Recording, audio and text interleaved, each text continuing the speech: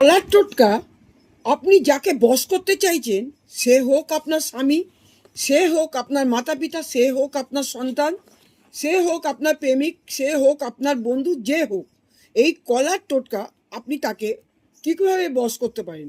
এটি করতে হবে আপনাকে বুধবার দিনকে। বুধবার দিন এই টোটকাটি করবেন।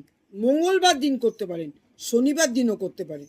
কি করবেন এবারে, কী বার করবেন বারটা আপনি নিজে ঠিক করে নেবেন। আপনার মনে যেটা চাইবে সেই বারটাই করবেন। লাল লঙ্কা নেবেন, লাল লঙ্কা, কাঁচা লঙ্কার বোটাটা লঙ্কা শুদ্ধ নিয়ে বোটাটা পাকা কলা নেবেন, সিঙ্গাপুরি কলা বা কাঁঠালি কলা হলে কাজটা ভালো হবে।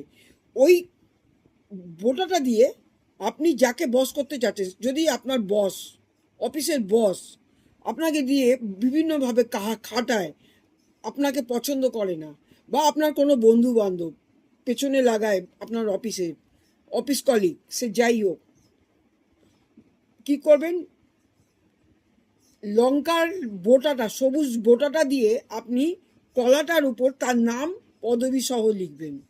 লিখে আপনি এটা খেয়ে নেবেন, সন্ধেবেলায় খেয়ে নেবেন। বাড়ির কেউ যেন না জানে, না জানলে এ কথা সে কথা হলে জিনিসটা আপনার কাজ হবে না।